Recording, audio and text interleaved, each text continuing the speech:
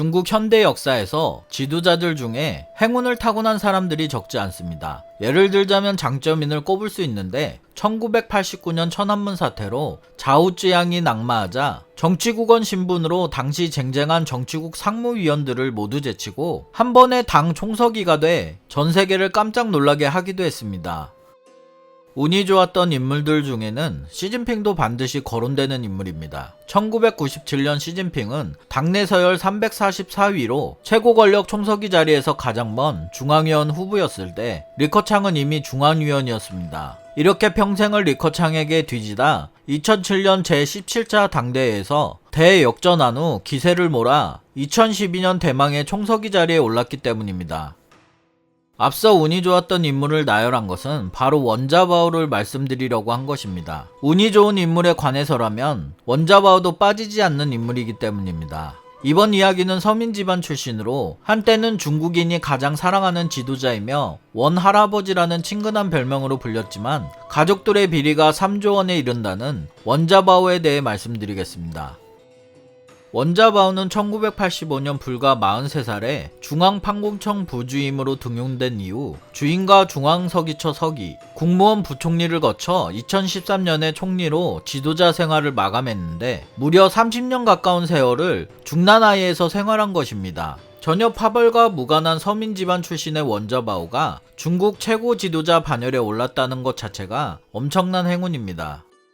중국 텐진 출신인 원자바오는 젊은 시절까지는 변변하게 내세울 만한 배경이 없었고 심지어 태자당 친구 한 명도 없었습니다. 원자바오가 총리 시절의 한 이야기로 어릴 때 너무 가난해 전 가족이 9m에 불과한 이른바 워지에서 살았다고 눈물을 글썽이며 정말 가난했던 그의 어린 시절을 회고한 적도 있었습니다.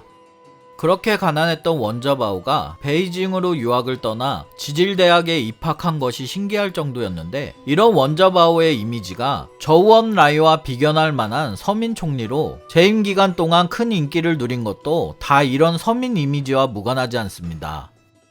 조금은 왜소한 체구에 친근한 이미지를 가진 원자바오는 할아버지가 국민당과 연관이 있었기 때문에 승진 과정에서 출신 성분으로 좌절을 당하기도 했는데 그래서인지 절대 자신을 치켜 세우지 않는 겸손함을 지니게 되었습니다. 원자바오는 스스로 어려운 일에도 어렵지 않다 여기고 어려움이 닥쳐도 이겨나가며 어렵다는 것을 알면서도 뛰어들고 절대로 위축되거나 물러서지 않으며 결코 실패를 말하지 않는다 라고 말했습니다. 원자바오는 행운하답게 자신이 모실 정치 보스들도 척척 잘 만났습니다. 비록 개혁적인 성향 때문에 80년대 말에 잇따라 실각하기는 했지만 그래도 천하의 인물들인 후야오방과 좌우지향 총서기를 각각 중앙판공청 부주임과 주임으로 최측근에서 보좌했는데 이로 인해 원자바오는 정치적으로 급성장하게 되었습니다. 이 두 인물은 모두 천안문 사태와 관련되어 있는데 천안문 사태 자체가 후야오방 공산당 총서기에 불명예 퇴진에 이은 죽음에 항의하는 학생 시위에서 시작되었습니다. 개혁 개방의 상징인 후야오방은 덩샤오핑이 가장 일찍 후계자로 낙점한 인물이었습니다. 하지만 개혁 개방에 불만을 품은 강경 보수파는 덩샤오핑을 압박해서 1987년 후야오방을 공산당 총서기직에서 끌어내렸습니다. 후야오방의 뒤를 이어 좌우지향이 공산당 총서기에 오르게 되었습니다. 이 사진은 좌우지향이 1989년 천안문 광장에서 민주화를 외치고 단식하며 시위를 벌이던 젊은이들을 찾아가 확성기를 들고 연설하고 있는 모습으로 유명한 사진입니다. 그 오른쪽 뒤에서 굳은 얼굴로 좌우지향을 지켜보고 있는 사람이 당시 총서기 비서실장 역할을 하고 있던 원자바오였습니다. 1989년 중국 공산당이 천안문 시위대를 강경 진압하기로 결정했음에도 좌우지향이 시위 현장을 방문한 것은 정치개혁에 대한 소신이 있었기 때문이었습니다.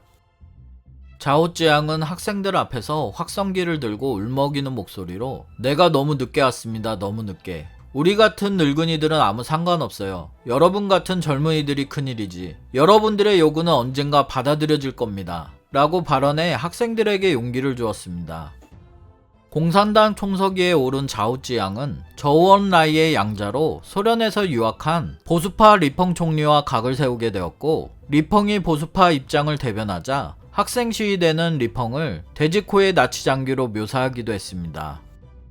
그러자 리펑은 천안문 사태를 부풀려 과장 보고함으로써 개헌군의 유혈 진압을 이끌어냅니다. 6월 4일 시위가 유혈 진압당한 뒤 좌우지향은 모든 당 직책을 박탈당하고 가택연금 당하게 되었고, 내가 너무 늦게 왔다는 좌우지향의 말은 고별사가 되어버렸습니다. 후야오방과 좌우지향은 후진타오와 원자바오의 정치적 스승이었습니다. 공산주의 청년단 제1서기를 지낸 후야오방은 공산당 총서기 재직 시절 젊은 인재들을 대거 등용했는데 그중 하나가 후진타오였습니다. 게다가 후야오방의 장남 후더핑은 후진타오와 막역한 친구 사이였는데, 나중에 후야오방이 경질당했음에도 불구하고 후진타오는 친구를 배신하지 않고 위험을 무릅쓰고 후더핑을 보호해주고 후야오방에 대한 공개적 비판도 거부한 일화는 유명합니다. 여기서 재밌는 점은 훗날 덩샤오핑이 후진타오의 이 같은 의리를 높게 평가했고, 후진타오를 장쩌민의 후계자로 낙점할 때 중요한 포인트가 되었다고 합니다. 다시 원자바오 이야기로 돌아와서, 원자바오의 이런 이력들은 원자바오에게 잠시나마 정치적 족쇄가 되기도 하는데, 당시 일부에서는 원자바오를 중나라의 바깥의 한직으로 보내 반성하도록 해야 한다는 주장을 펴기도 했습니다. 그러나 동시에 비서 역할을 하는 자리에 앉아 있으면 누구도 그렇게 하지 않을 수 없었다는 동정 여론도 강하게 일었습니다. 이때 역시 원자바오는 운이 좋았습니다. 특히 총서기가 된 장쩌민은 그에게 대단히 호의적이었기 때문에 원자바오는 나락으로 떨어지려다가 극적으로 회생하게 되었고, 다시 출세가도를 달리기 시작합니다. 1997년 15차 당대회 때에는 정치국원이 되었고, 미래의 총리 자리도 기약할 수 있게 되었습니다. 원자바오는 이때 원자바오 인생에서 가장 큰 행운을 만나게 되는데, 중국의 미래를 함께 이끌어갈 후진타오를 만난 것입니다. 원자바오와 후진타오 콤비는 2003년부터 2013년까지 이른바 후원체제로 불리며 27년 동안이나 유지되었던 마오쩌둥과 저우언라이 체제만큼이나 찰떡궁합이었다는 세간의 평가를 받게 됩니다. 그렇다고 원자바오가 행운에만 의지한 것은 아니었습니다. 나름대로 혼신의 힘을 다해 무엇보다 경제를 무리 없이 잘 이끌었는데, 원자바오의 재임 시절에 중국이 일본을 뛰어넘는 명실상부한 G2 국가가 된 것은 이런 사실을 분명히 뒷받침합니다. 게다가 원자바오는 중국을 세계 최대 수출국으로 만들었고, 고속철도 네트워크를 임기 중에 구축하기도 했습니다. 하지만 무엇보다 원자바오의 가장 큰 능력은 저우언라이처럼 서민들을 잘 어루만진 것입니다. 중국인들에게 원자바오가 사랑받았던 이유 중 하나는 원자바오의 능력뿐만 아니라 11년 된 점퍼 이야기가 있습니다.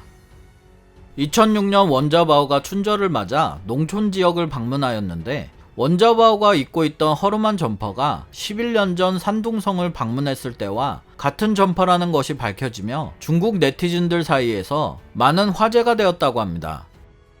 원자바오는 재난의 현장에는 언제나 모습을 드러냈습니다. 중국 최고위 지도자들이 모여 새해맞이 만찬을 하는 동안 원자바오는 만찬에 참가하지 않고 슬그머니 빠져나와 쓰촨성으로 가는 비행기에 올랐습니다. 원자바오는 화려한 만찬 대신 대형 가스 폭발 사고로 166명이 죽은 탄광을 찾았는데, 울먹이는 아이의 어깨를 껴안으며 내가 너무 늦게 왔다고 말했습니다. 이 이야기를 접한 많은 사람들이 좌우지향이 천안문 앞에서 남긴 고별사를 떠올렸고, 정치적으로 계산된 행동이라고 안 좋게 보는 사람도 많았지만, 이후에도 원자바오는 사스가 창궐했을 때는 병원을 찾았고 에이즈 환자 수용시설을 방문해 환자들과 일일이 악수를 나누기도 했습니다. 호주에서 현지 중국 교민 접견 당시 의자가 부족하자 70세 이상의 노인들을 자신의 옆자리로 모셔 앉히고, 정부 고관들은 선체로 총리의 연설을 듣도록 하기도 했습니다. 원자바오는 다 떨어진 점퍼 하나만을 걸친 채 밤잠을 잊고 현장에서 지진복구를 진두지휘해 강렬한 인상을 남겼습니다. 원자바오는 현지 관료들에게 인민들이 당신을 키웠다, 그러므로 이제 당신들이 인민을 잘 보살펴야 한다 라는 말을 남겨 많은 사람들에게 감동을 주기도 했습니다. 2011년 고속철도 사고가 터졌을 때도 원자바오는 누구보다 먼저 현장으로 달려가 피해자들을 위로하면서 단 한 줄기의 희망이라도 있다면 100배의 노력을 기울여야 한다. 사고 처리에 대한 정보 공개도 늦어서는 안 된다. 공무원들은 인민들에게 모든 것을 사실대로 말해야 한다 라고 말해 인간적이고 솔직한 지도자라는 인상을 다시 한번 심어주게 됩니다. 물론 원자바오의 이 같은 행보에 대해서 치밀하게 짜여진 각본이라고 비판하는 사람도 많았지만 대다수의 중국인들은 원자바오가 적어도 검소하다는 것을 알았기 때문에 원자바오의 이런 행동들이 각본인지 아닌지 별 관심이 없었다고 합니다. 더구나 그동안 중국 정치 지도자와는 달리 자신을 낮출 줄도 알고 청렴한 이미지를 가졌기 때문에 그냥 믿어줬다는 표현이 어울릴 것 같습니다. 중국이 초고속 성장을 하는 동안 심각한 빈부격차, 환경오염, 산업재해 등 많은 문제점을 갖고 있었지만 그럼에도 원자바오는 늘 가장 아픈 곳을 향해 늦었다 싶은 마음으로 달려갈 줄 아는 서민적인 지도자가 되었습니다. 이때부터 원 할아버지라는 애칭은 원자바오의 별명으로 굳어졌고 원자바오는 자신에게 주어진 행운에 만족하지 않고 늘 노력을 기울이는 지도자였으나 끝이 좋지 않았습니다. 2012년 뉴욕타임즈는 원자바오 가족의 권력형 부정축제 의혹을 보도합니다. 평생 청렴을 트레이드 마크로 하고 살아온 원자바오의 인생을 한 번에 무너지게 할 이 기사의 핵심은 원자바오의 가족이 특혜를 주는 대가로 중국 보험회사인 핑안보험의 주식을 챙겨 무려 27억 달러라는 엄청난 돈을 부정축제했다는 것이었습니다. 부정축제의 핵심 내용은 이것입니다. 원자바오가 부총리로 있을 때 핑안보험은 장기 투자자들에게 높은 수익을 보장하는 신상품을 대대적으로 판매했지만 예상과는 달리 이 사업은 성공하지 못해 큰 손실을 보았고 거기에 아시아 금융위기까지 덮쳐 핑안보험은 파산 위기에 몰렸습니다. 이때 핑안보험의 마밍저 회장은 정부의 도움을 받지 않고서는 회사의 회생 가능성이 없다고 판단했고 인민은행장에게 파격적인 금융 지원을 받았지만 더 높은 곳의 도움이 절실하게 되었습니다. 그래서 핑안보험의 마밍저 회장은 보석 감정가 겸 사업가인 장페이리를 생각해냈는데 그녀가 바로 당시 권력 실세로 떠오르던 원자바오의 부인이었습니다. 마밍저 회장은 다이아몬드 퀸으로 불리는 장페이리와 마주 앉아 온갖 아부를 다 떨었습니다. 부총리께 몇 마디 부탁드립니다. 인민은행에 적극적으로 도루하는 말을 한마디만 해주시면 저희한테 큰 힘이 될 것입니다. 보험감독위원회에서 저희에게 집행할 구조조정도 가능한 한 없던 일로 해주시기를 바랍니다.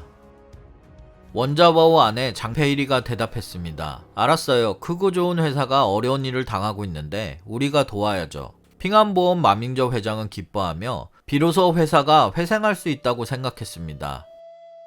얼마 지나지 않아 장페이리의 친척이 지분의 상당 부분을 가진 한 보석회사가 베이징 핑안 사옥에 둥지를 틀었고 이어 그녀의 아들 원희는 자신이 설립한 인터넷 솔루션 회사인 유니허브를 통해 소규모 기업으로는 드물게 핑안보험과 대규모 기술 외주 계약을 체결하게 됩니다.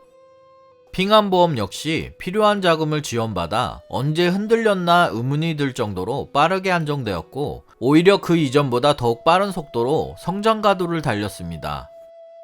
그리고 핑안보험이 완전히 정상 궤도에 오른 2002년 원자바오의 고향인 텐진에 타이옹이라는 무명의 투자회사가 핑안보험의 주식을 시장 가격의 4분의 1로 사들였는데 4년이 지난 2007년 핑안보험이 상하이 증시에 상장되자 타이옹은 기다렸다는 듯 핑안의 지분을 매각했습니다.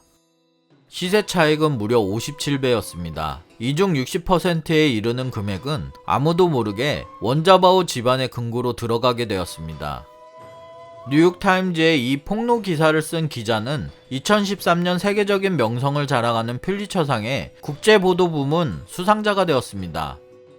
그럼에도 중국은 보도가 나가자 발끈하며 우선 뉴욕타임즈 사이트를 차단하는 조치를 취했습니다. 근거 없이 중국의 최고 지도자에 대한 흠집내기를 하고 있다며 뉴욕타임즈를 맹비난했습니다. 심지어 중국 외교부는 중국 지도자와 중국을 비방하는 국제적인 세력이 있다. 그러나 그들의 음모는 성공하지 못할 것이다 라는 내용의 논평까지 냈습니다. 물론 원자바오도 가만히 있지 않았습니다. 10년간 총리 생활을 하면서 검소하고 소탈한 모습으로 중국인들에게 인기를 끌었고 2011년에는 중국의 도덕성이 땅에 떨어졌다고 비판하기도 했던 원자바오였습니다. 원자바오는 자신의 재산 내역을 조사해 줄 것을 공개적으로 당 중앙에 요청하고 이를 위한 특별기구 설치도 제안하며 비리 내용이 확인되면 처벌받겠다면서 배수이진까지 쳤습니다. 그러나 이후 원자바오의 말대로 된 것은 아무것도 없었는데, 원자바오는 조사받기는커녕 2013년 전인대에서 올해와 같은 박수갈채를 받으면서 총리 생활 10년을 마감하는 역사적인 연설까지 할 수 있었습니다. 중국은 조사 의지를 조금도 보이지 않았고, 이렇게 부정축제 의혹은 박수 소리와 함께 완전히 묻히고 말았습니다. 그러나 원자바오의 부정축제 의혹은 당연히 원자바오에게 상처를 남겼습니다. 그런데 왜 하필이면 원자바오가 중국 최고 지도부에서 퇴임 준비를 하던 막바지에 이런 놀라운 일을 당하게 된 것일까? 우선 미국에서도 경제통 기자로 유명한 데이비드 기자에게 제대로 걸렸고, 더구나 데이비드 지국장은 필리처상 시상식에서 밝힌 수상소감대로 은행원, 법조인, 회계사 등 자신의 중국 내 인맥을 활용해 1년 가까이 치열하게 취재했다고 했습니다. 그리고 그동안 원자바오가 많은 적을 만든 것도 큰 이유였습니다. 원자바오는 외관상으로 보면 강인한 인상의 후진타오와는 달리 상당히 유순해 보이고, 또 실제 성격도 부드러운 것으로 알려져 있습니다. 원 할아버지라고 불리는 데는 다 그럴만한 이유가 있었던 것입니다. 그러나 사실 원자바오는 결단을 내릴 때는 누구보다 단호했습니다. 원자바오는 정치개혁을 망설이면 문화 대혁명과 같은 비극이 다시 발생할 수 있다는 파격적인 주장을 총리 기간 내내 해온 사실을 보면 그의 성격을 알 수 있습니다. 원자바오의 이런 성격은 천냥이와 보시라이 사건을 처리할 때 특히 돋보였는데, 결정적인 순간에 차분히 칼을 드는 원자바오의 행보는 해결사 같은 면모를 보였습니다. 하지만 원자바오는 그로 인해 많은 원한을 샀고, 오랜 기간 보시라이와 천냥이를 추종했던 상하이방과 퇴자당 세력들로부터 보이지 않는 견제를 엄청나게 받았습니다. 이런 중국 권력 다툼의 현실을 보면 데이비드 지국장이 얻은 정보 중에는 퇴자당과 상하이방에서 결정적인 내용을 흘린 것도 상당수 있을 것입니다. 일부 외신들은 아직도 원자바오 관련 기사가 권력투쟁의 산물이 확실하다는 식으로 보도하고 있습니다. 원자바오로서는 본의 아니게 악역을 담당했을 수도 있었겠지만, 그로 인해 많은 적들을 만들어 아무 일 없이 떠난 전임 총리들과는 다르게 깊은 상처를 입은 채 중나나이에서 물러난 최초 총리라는 오명도 간직하게 되었습니다. 사실 원자바오는 본인이 원했을 경우 중나나이에 말년을 보낼 거처를 마련할 수 있었지만, 원자바오는 평소 누누이 강조한 대로 고향 텐진으로 돌아갔고, 은가원 후에는 극도로 외부 노출을 꺼리고 있습니다. 원자바오는 텐진으로 돌아가면서 4가지 원칙을 평생 지키겠다는 선언도 했는데, 텐진에서 세상을 떠날 때까지 사는 것, 언론과의 인터뷰, 새 지도부에 대한 언급, 회고록 집필을 하지 않겠다는 것이 바로 그가 내건 원칙이었습니다. 현재 상황으로 볼 때 원자바오의 운둔에 가까운 조용한 생활을 하겠다는 약속은 지켜질 것으로 보입니다. 하지만 무엇보다 그의 아들이 재계일선에서 여전히 활발하게 활동하고 있습니다. 원자바오는 내 아이가 비즈니스에 뛰어든 것을 막지 못한 것은 정치적으로 중대한 잘못이다. 용서받기 힘든 실수로 내 평생 한이 될 것으로 생각한다. 라고 했음에도 불구하고 원자바오의 아들은 계속 자중하고 있지 않습니다. 또한 부인인 장페이리도 원자바오에게는 큰 부담인데, 남편과는 달리 계속 현역으로 다이아몬드 퀸 역할을 하겠다는 의지가 강하기 때문입니다. 원자바오가 한때 부인과 이혼할 것을 신중하게 생각했다는 보도가 나온 것은 이런 현실을 보면 이해할 수 있습니다. 게다가 원자바오가 어쨌거나 사지로 몰아넣은 보시라위와 천냥이, 그리고 퇴자당과 상하이방에 그들을 따랐던 세력이 아직도 만만치 않게 버티고 있기 때문에 조용히 살고 싶은 원자바오의 바람이 계속 이어질 수 있을지는 지켜봐야 알 수 있을 것 같습니다. 한때 세계에서 존경받는 10대 지도자로 선정되기도 하고 원 할아버지라고 불릴 만큼 그 어느 중국 지도자보다 대중들에게 친숙했고 솔선수범 리더십을 가졌다고 평가되었던 원자바오는 이렇게 겉만 서민이었고 속은 재벌이었다는 말과 원자바오 가족의 재산은 겉으로 드러난 것만 3조 원이라는 천문학적인 액수로 원자바오가 대중에게 헌신했던 이미지를 지어가고 있습니다. 다음 영상도 재밌게 만들겠습니다. 구독 부탁드립니다.